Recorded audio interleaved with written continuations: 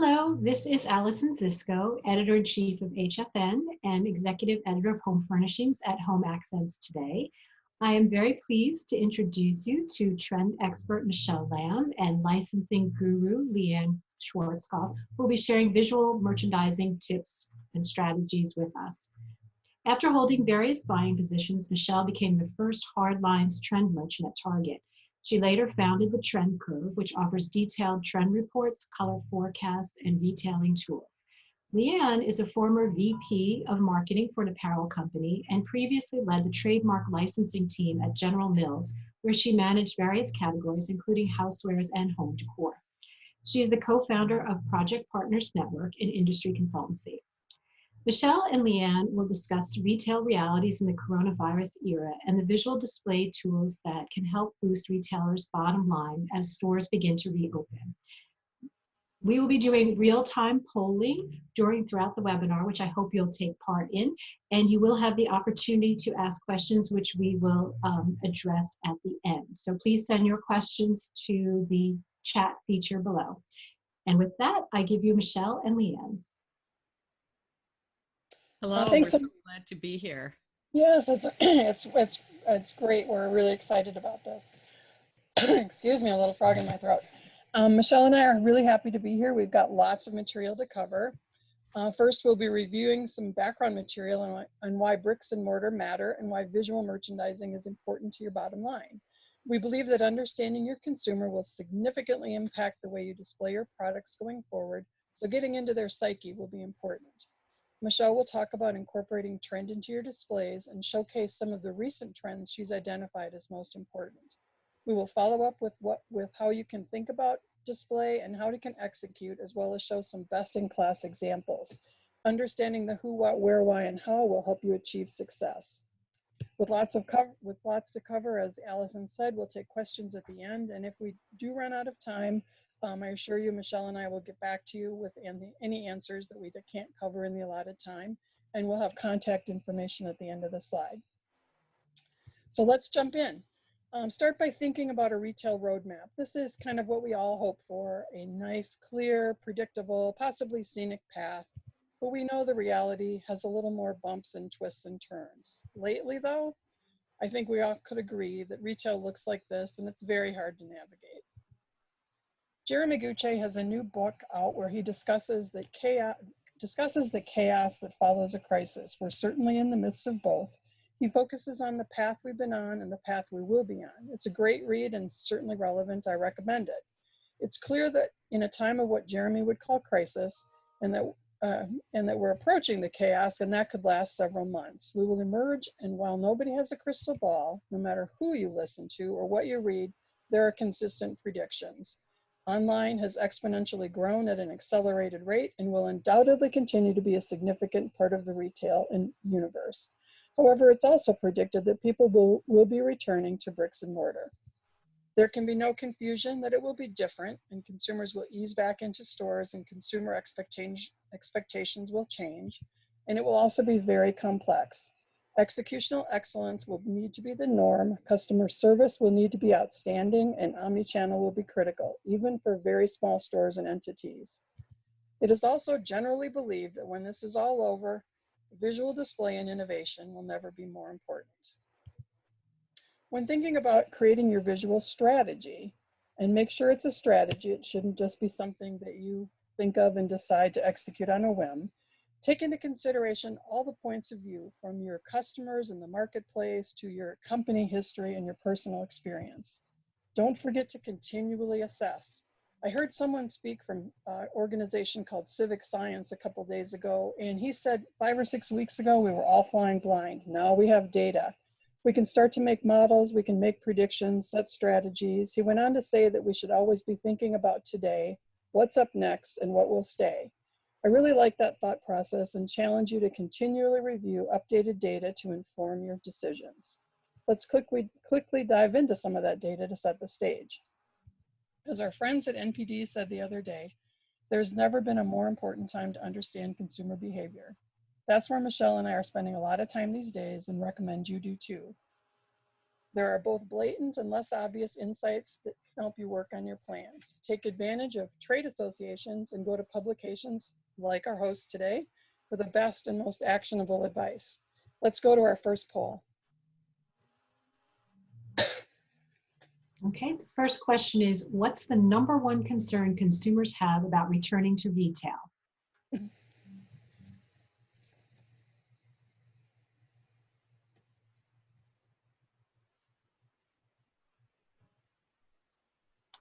You are smart people. Safety, no matter who you listen to, safety is really the number one concern. Most people believe that the return will be gradual. Consumers will find their own pace, and no matter what government allows, they will self-determine. This research was presented over a week ago and just a little over a week ago, and shows that while over 1/3 of the people will start resuming activities, under 1/3 will stay in quarantine when things open up. As we watch Georgia and Texas, think about what lessons you can learn. The research also goes on to say that the size of events will be a determining factor, and of course, never underestimate the impact of demographics and geography. I can't stress this enough. Throughout the data will show here and far beyond, there are significant differences between demographic groups and parts of the country. Personal experiences and biases have an impact. Here we see a split on large events and shopping. Generally, this is good for stores, as it shows there will be an easing back into the stores.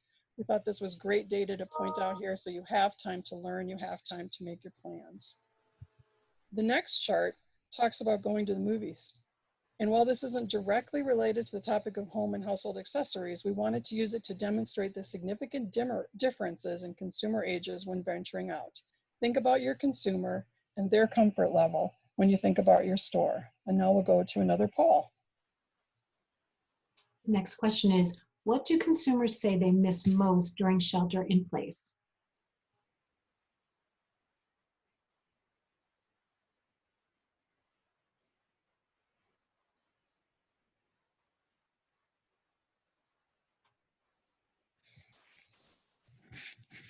Again, a very smart group. This chart from Ipsos just a few weeks ago shows that while shopping is not at the top, it's a heavily missed activity. As a quick reminder, when you're looking at poll data, not the polls we're talking about here, but generally poll data and research, time when the sample is taken, the sample size, etc., are all going to have an impact on your data. So think about them directionally and not necessarily as absolutes. This chart by Civic Science captures the same information, but it's sliced by gender, and it illustrates the importance of knowing your customers as you plan. So here you see a fairly significant difference between males and females on when they're going to shop. We also love this infographic by First Insight that discusses the overall safety ranking of types of retail stores. We love the way it's broken down by gender. You can see men generally feel safer shopping in stores than women. And how does that impact a category that is primarily shopped for or by women? The last graphic on this page starts feeding into what you may have to consider when you reopen your store. What are people looking for, and what will they bring to their shopping experience? Now that we've talked a little bit about knowing your consumer and their habits, can you guess which of these retailers' customers is likely to return to stores? Go to the next poll, Allison. And that question is, which retailers' core customers are most likely to return to stores first? What's your guess?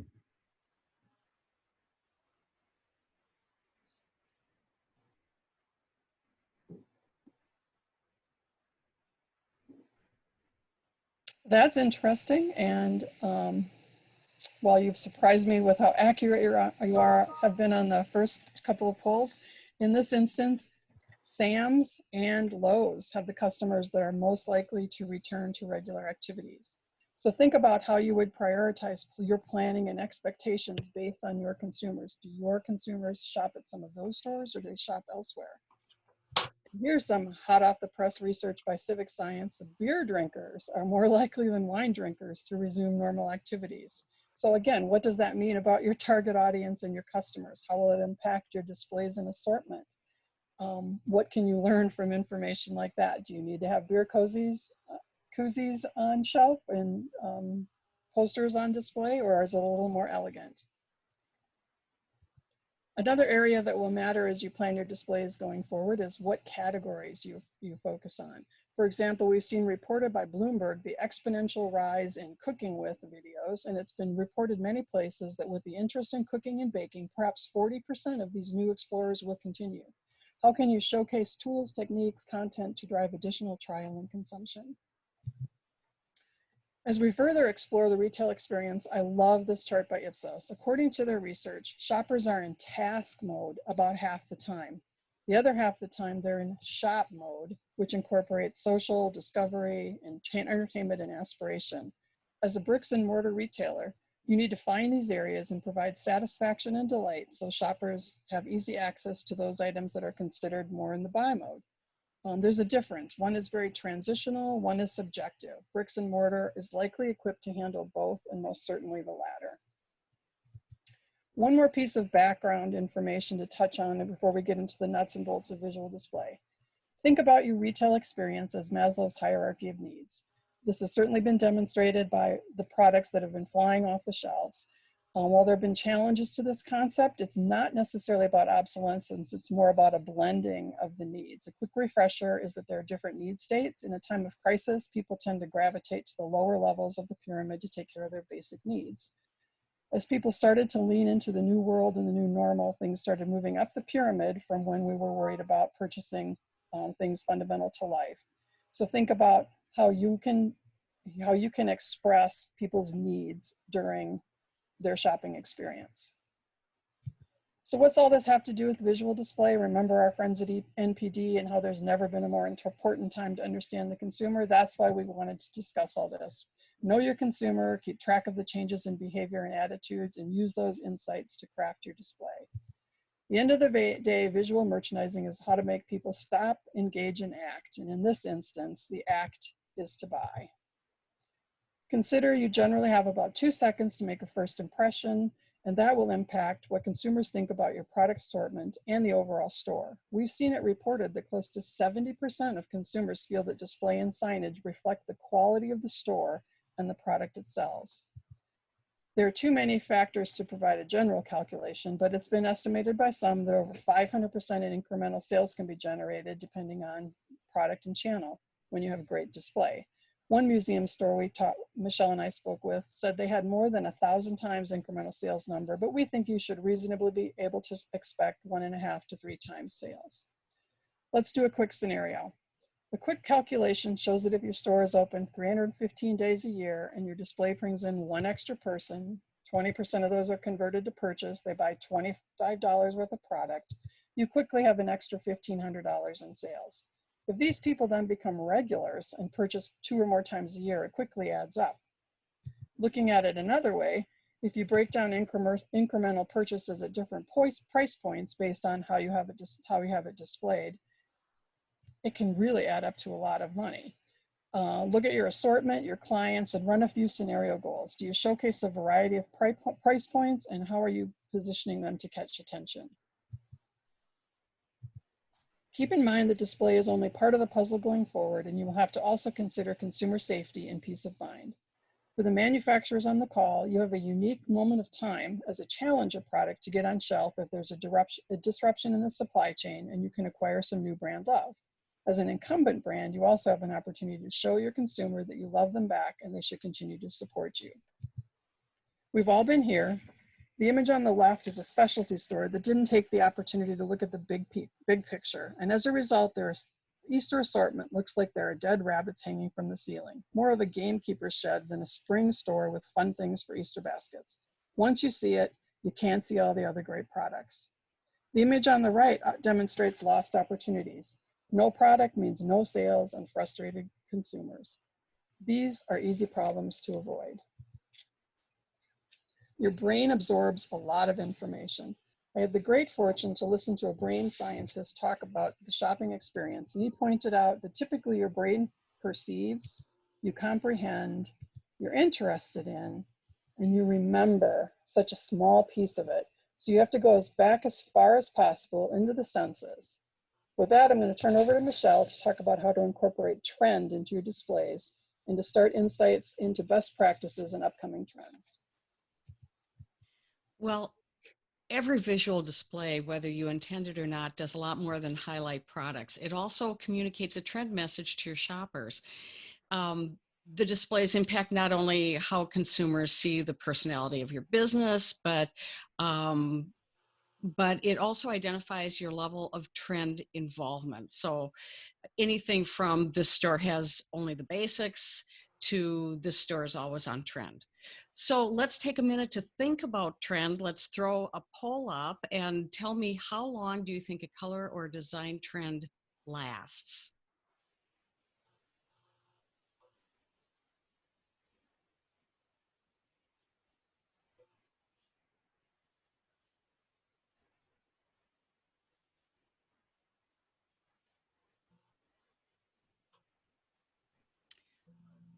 Well done. The majority of you said 2 to 3 years, and that's exactly right. At this moment, if you'd like to ask a question about how COVID-19 might be changing that going forward, we can have a conversation about that at the end. But right now, the life cycle of a trend says between 2.5 and 3 years. And during that time, a trend will follow a fairly predictable path from the first moment we see it, the first moment it emerges, until the last moment it has any significance at retail. Consumers always want to understand where a retailer fits into the picture. They want to know that even before they get in the door. They want to know if they should storm the door and dash right in or just keep walking by. Your opportunity to make a great impression always starts at the windows. This is one of 3 key locations in every retail venue that will communicate the strongest trend messages. Of course, windows can be purely functional. They literally provide a view of what's in the store, or they can call out a special event.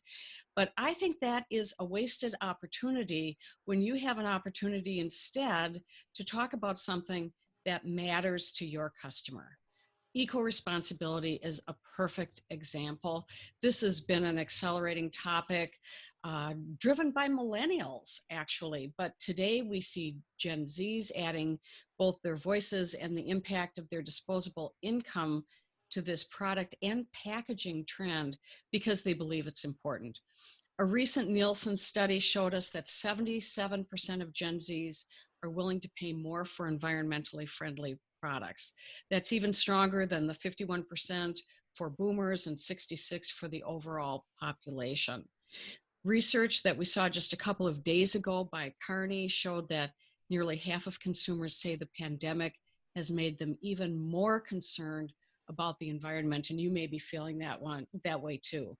So don't lull yourself into believing that Gen Z is too young to impact your business. We're seeing something else entirely. We see that their influence is everywhere. We see that it's powerful, and we know that this is a paradigm shift. So why not tell consumers with visual display that you're on board too? Wellness certainly has overlap with eco themes, but it also encompasses everything from natural and organic ingredients to mindfulness and stress reduction. This was already top of mind for consumers. The topic of stress has been a real constant feature during the pandemic. The athleisure trend lives here, so does meditation, so do medicines. Organizers of the Global Wellness Summit estimate the wellness industry at $4.2 trillion. I think that's worth a sign in the window to get your piece of the pie. A company's purpose-driven policies are becoming a growing factor in purchasing decisions. And yes, starting with Gen Zs, but really all the way up and down the age spectrum. A study by Accenture that you can see here found that 42% of consumers have stopped doing business with a company whose values are not a match when it comes to labor practices or sourcing materials or packaging, even giving back. 87% of millennials believe companies should address urgent social and environmental issues. No wonder more and more products are carrying ethical labels, and more retailers are revealing their ethical positions right at the window. And the savviest among them are doing so in the vernacular of their younger adult customers. Take a look at the pink sign from Lush, and you'll see what I mean.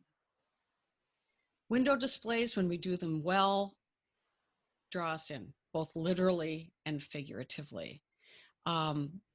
This window shows us the immensely popular modern style in a way that makes you just want to come in and get comfortable. The next slide is a Halloween themed window. It uses a prop, and can you see the motion over on the right? Just simple motion to catch the eye and highlight the store's commitment to seasonal products. The next windows are constructed in a way that says, come in and take a closer look. Really, they draw you right inside. You've got to get closer.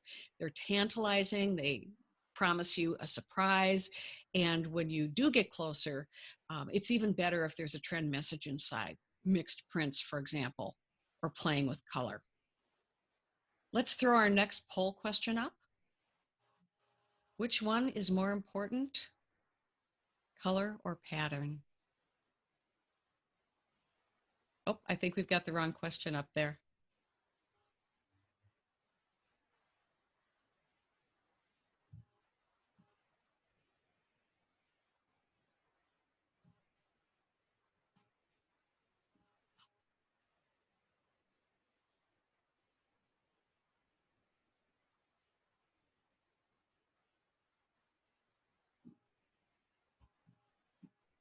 Oh, well done.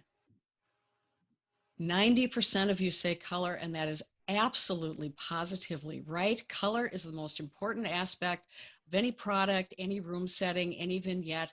Consumers will compromise on pattern.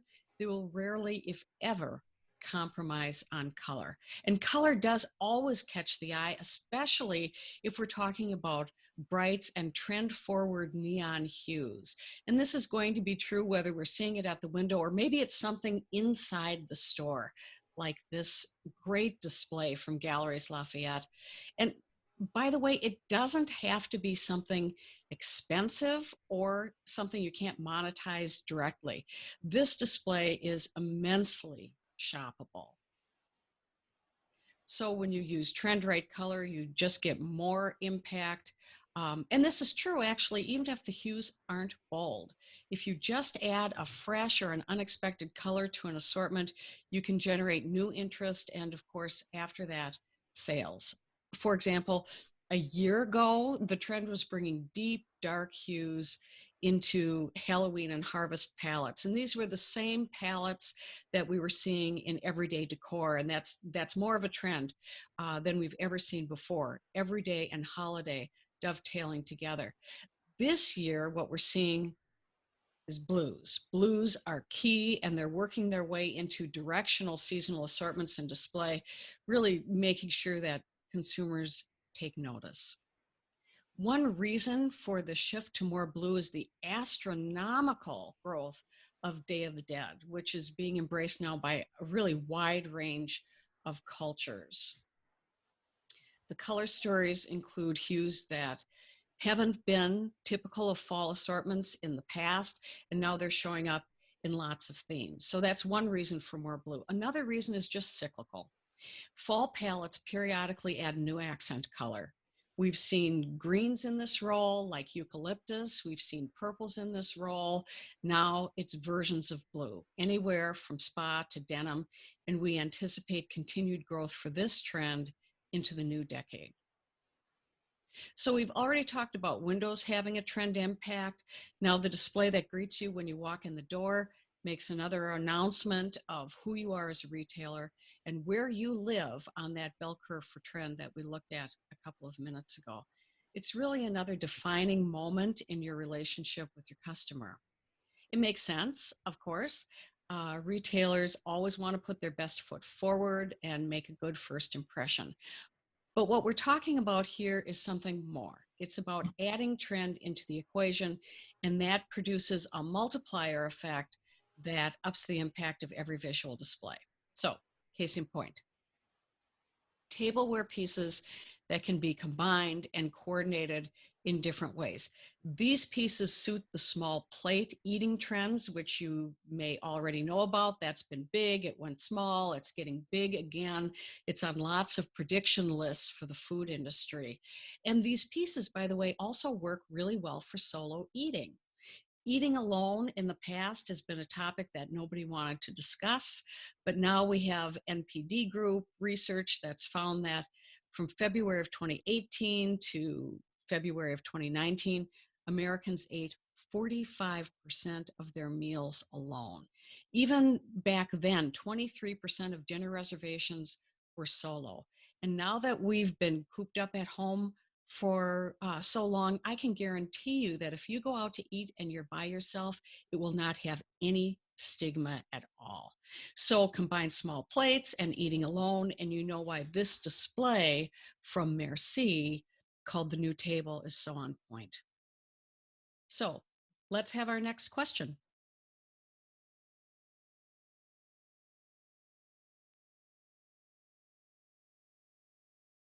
Have you played a board game or a puzzle during the quarantine?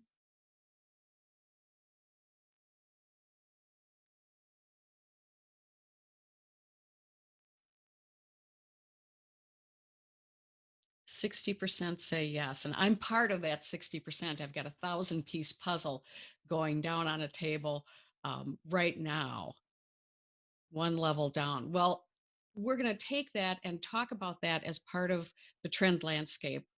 Right here, the subject is games. Why do we care about games? Well, they were already on a roll before COVID-19. Today, we consider them absolutely essential for stay-at-home sanity. So we start with classic board games that were already on track to add over $1 billion in sales by 2025, and will probably exceed that now. And then we go on to tabletop games, which might include not only boards, but game pieces and dice and tape measures, battle markers. The global market value of tabletop games was estimated at $7.2 billion. This was back in 2018. And now it's forecasted to reach 12 billion by 2023. That's 3 years from now. Nobody knows the upper limit of video games right now. 1.6 billion is the most recent number that we have.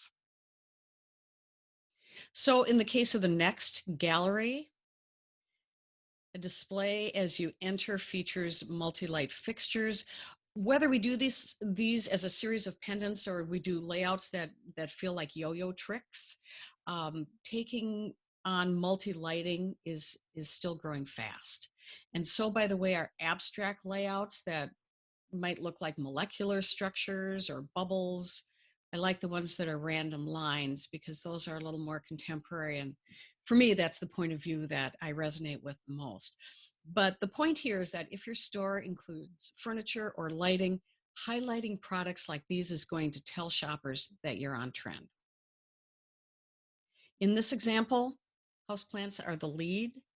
And houseplants are changing. It's not all the succulents now. It's things with variegated leaves that might give you an opportunity to put them together with, for example, Pantone's Classic Blue 2020 Color of the Year. Those are the ones that a lot of different companies, including BHG.com, thinks will be the winners. And they also talk about a shift of using plants showcased on minimalist shelving. And what's happening there is that the greens become living decor, so they really become the highlight.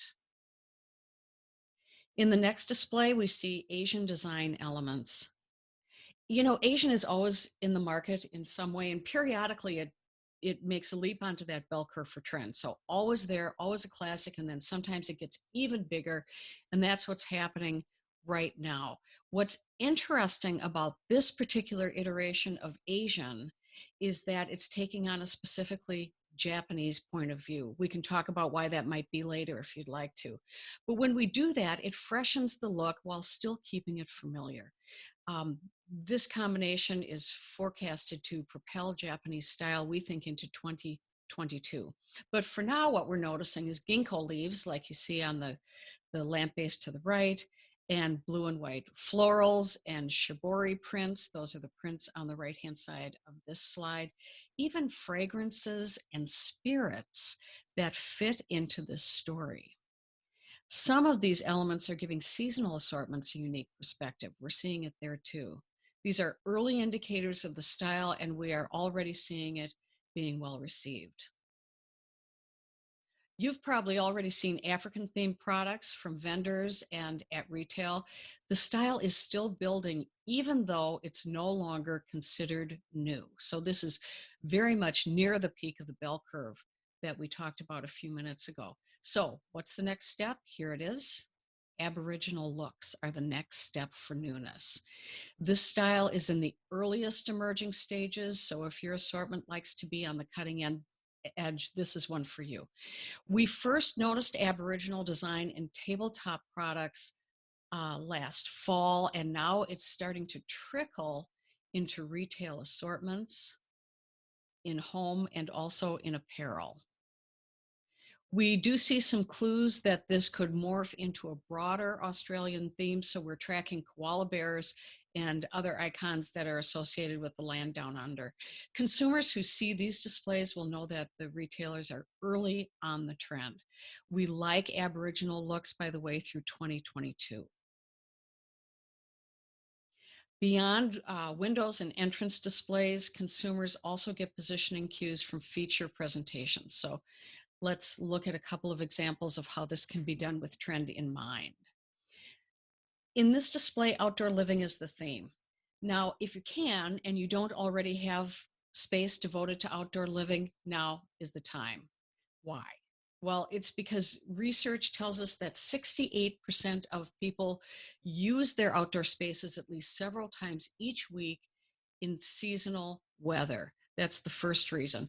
The second reason, of course, is social distancing, even at home. Being outside gives you more space to be with someone while also being apart from them. We see casual living now so embedded in our psyche that it's really become a lifestyle and not a trend. So backyard barbecues and sitting down for a quiet conversation and lounging by the pool are really being viewed as important ways to relax. And of course, as I said, they'll be even more important for those who are uncomfortable having people to their house or even leaving their house after stay-at-home orders have been lifted. Today, outdoor spaces are getting more attention than ever before. And I know it sounds a little crazy to say it, but that has consequences.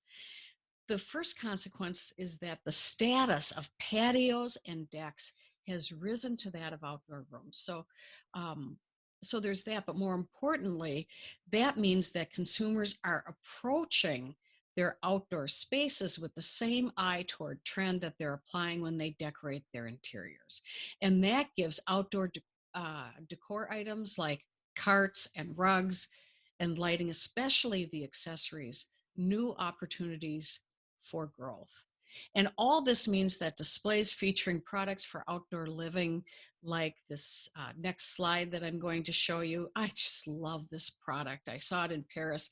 You can tell it's an outdoor light. Yes, it's a champagne bucket, but it could also be a vase for a flower, and it's a speaker, all in one product. So products for outdoor living like these hold the opportunity for not only making a trend statement, but also, of course, for generating incremental sales. So let's throw our next poll up. And let's see which 1980s trend you think is making a comeback.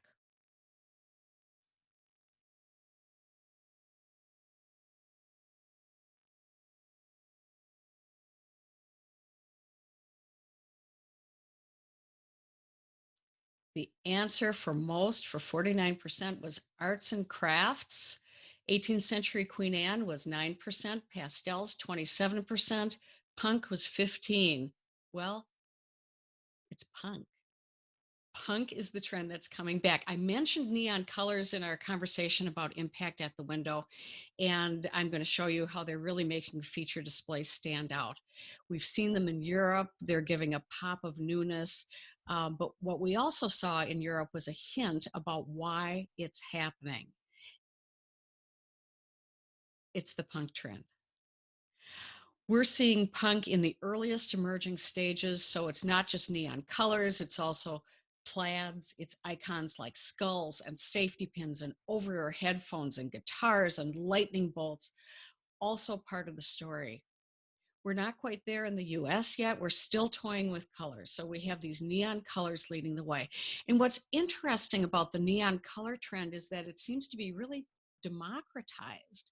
So we see it in high-end department stores, but also at lower price points and definitely in seasonal products. I'm showing you something for Halloween over here on the right, but I could as easily have shown you 4 or 5 pictures for Christmas utilizing neons. It really looks fabulous, especially, by the way, neons played off of very, very dark hues. So in our next slide, I'm showing you this feature display. It's not here because it looks so great. I want to be clear on that.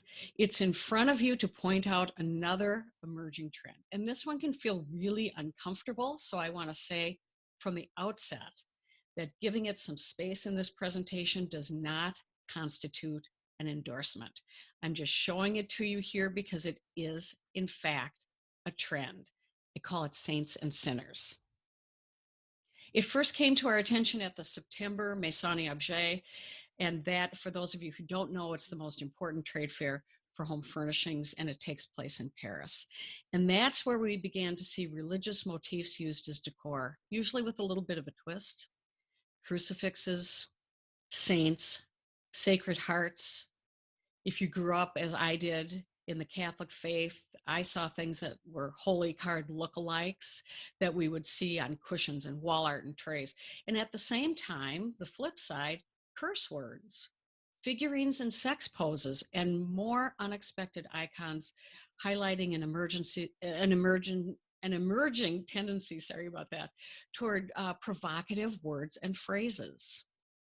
So now we see saints and sinners working its way into retail assortments. Here's a store at Mall of America that calls itself a Christian-based operation.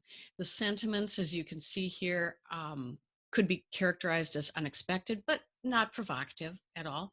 And then contrast this with representations of the devil that we can see going beyond Halloween, phrases that pack a little bit of a punch, and a surprising number of products with the F word in the title, or maybe used in a phrase that sits on the border between funny and inappropriate. While some people are shocked by it, they're also intrigued. Others are shocked and they are absolutely appalled. The two sides of this trend coin are emerging on both sides of the ocean, and sometimes in conjunction with the punk trend we just talked about. But in other cases, Saints and Sinners just showcases a tone that we have noticed for at least the last 3 years. Boundaries that were once unmovable are now in flux. Decorum is dissolving, and things that couldn't be said out loud are now being allowed, at least by some. So it's this dichotomy that's represented by Saints and Sinners more than any other trend we've talked about today. It points out the importance of knowing your customer. It's admittedly polarizing. And while I want you to know about it, I really encourage you to tread carefully. Approach this one with care. Let's go to our next poll question. I'd like to know what you think. Is Saints and Sinners right for you?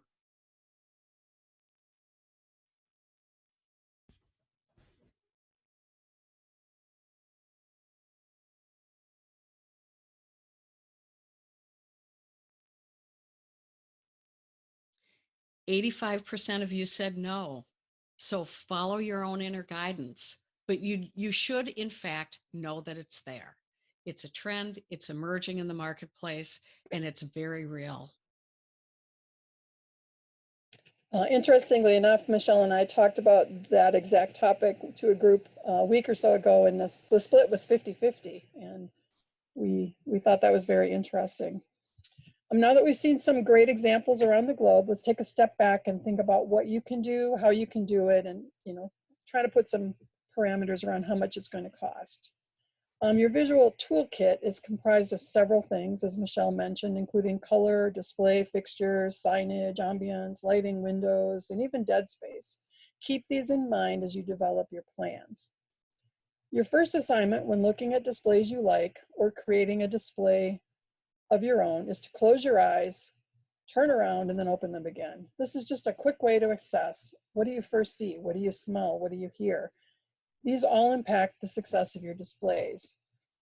Think about the rabbits from earlier on, and I think that's something that they would have caught had they done this little exercise. Now we're going to show you some steps and additional best-in-class executions. Not every image is related to every step, and some demonstrate more than one. So think broadly about these tools and these steps. And there's literally thousands of images in our library, and we had to cut them down to a few examples, but we think these really showcase our points very well. So your first step is to identify the space you have to work with. Make sure you utilize all the space allocate you. Some is obvious and some is not. In October, Galleries Lafayette did just another show-stopping thing. They had a cantilevered glass walkway, and shoppers could take selfies from the middle of the rotunda suspended, excuse me, in what appeared to be midair. While this isn't displaying product per se, it drew crowds into the store and into new parts of the store, traditional shoppers as well as those who were probably not typically shopping in those departments. Remember, the first step for your display is to draw people in, so think of creative ways to use your space. But it doesn't have to be show-stopping or expensive, it can just be engaging. This past Christmas at the Ala Moana Center, shoppers could do a holiday selfie, and at Schiphol Airport on the right, in the concourse, you're encouraged to stop, take a selfie, and utilize one of their great signs to showcase your love for Valentine's Day. At Brown and Thomas, the decoration in the middle is likely a supply closet or an employee-only section of the store, but it captures a part of the spirit and reinforces holiday fun. It could also be used for selfies. At Selfridges, displays were placed inside the wall last Halloween. This created additional selling space and also helped showcase the product offerings. We also loved the signage, time to petrify instead of time to party, but it used dead space to a great way. At Galerie Kaufhof in Frankfurt, every square inch of space was used to communicate with consumers, even that between the escalators. Other potentially wasted space can be near architectural elements. In this cases, escalators or interior open spaces can help create an interesting visual, as in the case of Magazine du Nord, where it looks like you're looking out over a vista instead of a walkway, or a setback area like this display from Macy's that makes you feel like a writing nook for your letters to Santa. Step 2, thinking about your fixtures. Fixtures sometimes make you think of expensive, cumbersome, and unique to a particular season and lots of work. We believe they don't always have to be pricey. Here, Selfridges showcases product on a utility cart and John Lewis on a ladder. Both draw the consumer and encourage interaction. You can see the product from more than one side and both draw your attention. This example from Holt Renfrew is another favorite. We love the simplicity of the rolling tables, and the mannequins are genius. They make you imagine yourself in the space or the gift recipient. Notice the ladder is used again off to the left. While we love this display at Magazine du Nord on the left, we worry about the Jenga-like stack of the product. If someone pulled something out, would the whole fixture tumble down? Just something to think about when you stack your products. The table on the right is more of a traditional display, but notice how the drawers are incorporated into the design. We've noticed the welcome home framing in several locations. You may have seen the Magnolia program at Target. It draws you in, welcoming you into their house and then subsequently yours. We've seen this idea in showrooms as well. It could be a house, a tent, or other such environment to draw you in and create an emotional experience, getting back in the consumer brain, triggering all those senses. At Dunn stores in Dublin, we love this fixture is shoppable from all sides. Think about ways you can do this. Your customers may not want to stand shoulder to shoulder while they're looking at product when they come back into the stores. This layout provides an opportunity to see merchandise at a distance and still tell a story. Step 3, create a focal point and build around it. John Lewis did an excellent job of this last holiday. They created vignettes of several tree designs. I think there were 7. This one showcases neon, one of Michelle's favorite colors. In addition, they published a How to Do This at Home guide, which you can see on the table to the left. After walking through the tunnel of trees, you entered the main holiday section where the tree was again set up along with the card, and this time there are also bins of each type of decoration. That would be something that you could create in your store. Hudson's Bay did a great back to dorm display. Fun neon trim showcases not only in the display, but on the floor as an outline, drawing your attention to the complete dorm kitchen solution.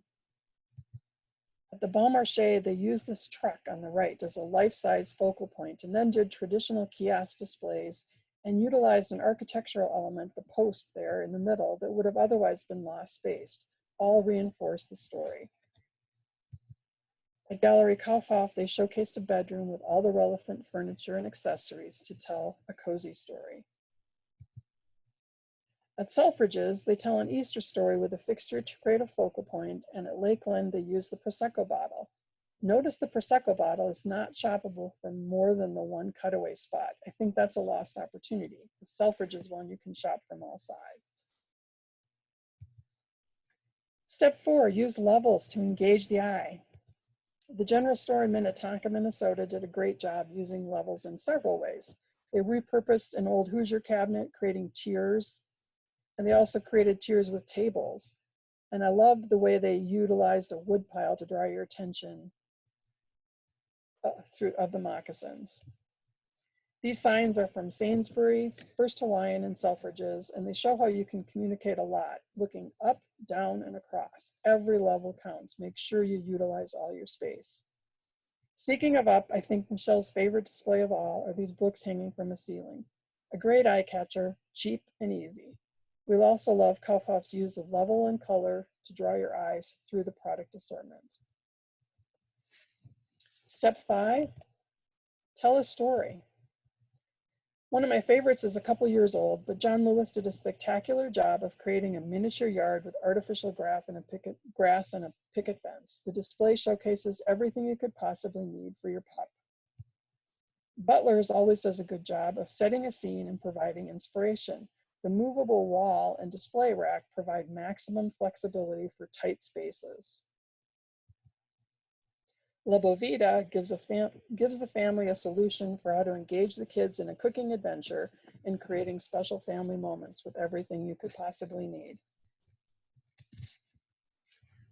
This item from Raz Imports could be used in any store. It features the Japanese theme that Michelle talked about, and you incorporate all the items from the display, all the items in the display to help pull the story through to showcase that trend. Our last stop is to think about incorporating POP and signage into your displays. Fenwick's did a brilliant archway with welcoming words to entice you into the store. We're all very familiar with Amazon's recommendations. Here they do it in store as well. The Body Shop provides information on ethical sourcing and humor to draw customers in. Primark did a great job with their Rick and Morty program last year. Consistently throughout the store, you understood what was being featured. The Rick and Morty displays were in the windows, as you walked in the door, along the escalator, as you got off the escalator, and in store. It really demonstrated that they were the Rick and Morty headquarters. Some of the POP or communication that's happening during the crisis showcases different ways that retailers are merchandising, even those that typically don't have an online presence. This is Patina, a Minnesota chain. They're using social media to regroup and engage with their consumer. They're telling their consumer that they're working hard to make product available. Prior to the COVID, they did not have an online store. They're keeping true to their store's personality with not only beautiful home accent pieces, but all the irreverent sense of humor for which they're known. And they've been successful. Here in their Instagram post, they're showcasing rows and rows of packages waiting to be picked up curbside. In each case, the consumer response has been enormously positive. It's a great example of how to communicate with your customer. Kitchen window is another example that we love. Here they're showcasing lifestyle. It's almost warm enough to be barbecuing regularly here in Minnesota. So they're featuring their barbecues and they talk about their curbside pickup. They also have free delivery along with specials and recipe content to showcase their featured merchandise. One of the things they've always done is rent out equipment that you don't normally use, like a paella pan. So if you wanted to have 75 of your closest friends over for dinner, you could rent the pan from them. But now they're taking that product and they're actually creating they're using their community kitchen to provide a service and perhaps convert new customers to their paella. So potentially creating a whole new business strategy for themselves. Thelma's is doing a fun box to deliver cookies in store that are just like home.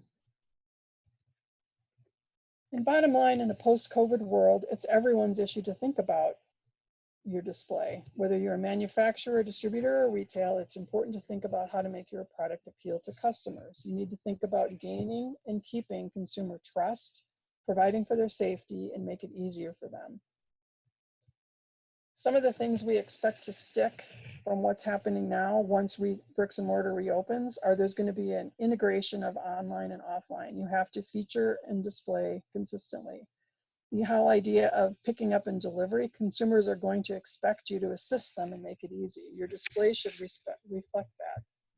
Everyone is going to be concerned about safety to a heightened degree. Of course, some people more than others, but your displays and your store environment need to reflect that concern. If you're not reinforcing them overtly, make sure there are safeguards in place so it's clear. There's going to be a recalibrated fear of missing out. Consumers are going to want different products for different reasons. Think back to the Maslow's hierarchy.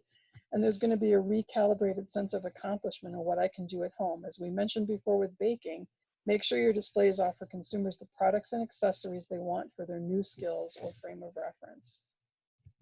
Some of our key takeaways for the session are bricks and mortar are still important and visual display is an opportunity to increase your ROI. You have a limited time to make a first impression and make sure you know your customers and speak to their priorities. Incorporate trend in everything you do from color, pattern, and sentiment. And effective displays don't have to cost a lot of money. With everyone that has a seat at the figurative table should be considering best practices. This quote I got in my inbox this morning. Last week, NPD is reporting that customers are willing to spend on both non-essential and essential items, and that we're approaching a spend in some areas that is almost approaching last year's volume. They view this as a sure sign that consumers are, when they're funded with either income or aid, will be spending, but they also caution you that you need to understand how what your consumers are going to look for going forward so that you can meet their demand.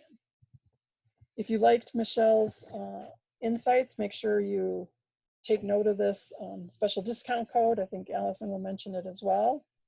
And please stay in touch with us on social media. Thank you, Leanne, Michelle. That was wonderful material that we really appreciate, very insightful. And we, again, thank you very much. Unfortunately, we do not have time to address the questions in this forum, but we will get back to those who have asked them individually, I promise. So thank you again to all of you, and we will see you soon. Thank you. Thank you. Bye. Bye-bye.